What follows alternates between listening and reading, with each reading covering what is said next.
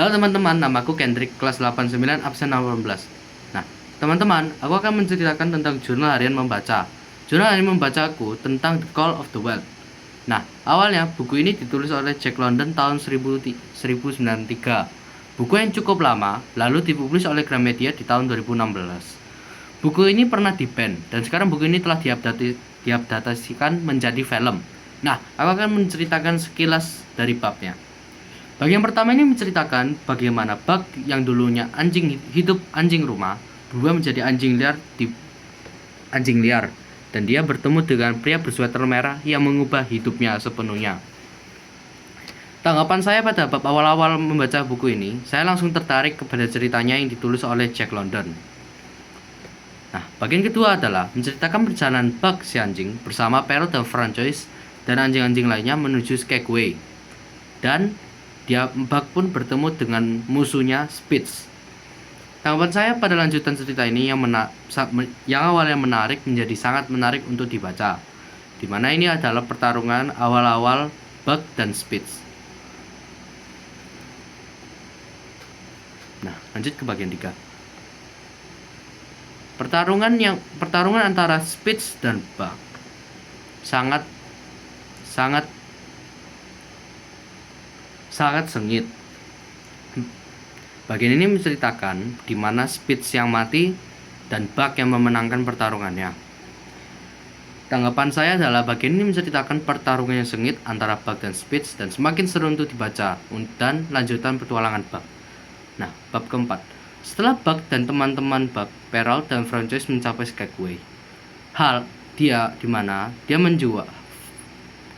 Perrault dan Francois menjual Buck dan anjing-anjingnya kepada Hal dan Charles. Tanggapan saya adalah, setelah petualangan menuju Skagway, Buck dan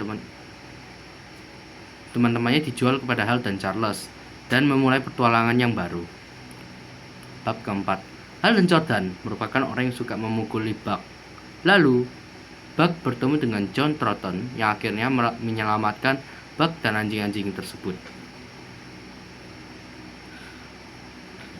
Tanggapan saya adalah, cerita yang menegangkan berubah menjadi cerita yang hubungan antara manusia dengan Buck dan juga John Troughton dengan Buck. Bagian kelima. John Troughton merawat anjing-anjingnya dan Buck seperti anaknya sendiri dan menghasilkan uang.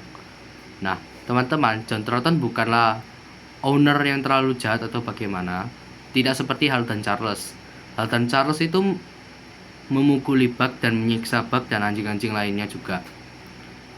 Nah, bagian ini menceritakan bagaimana hubungan yang lebih dalam antara Buck dan John Troughton yang menggugah hati.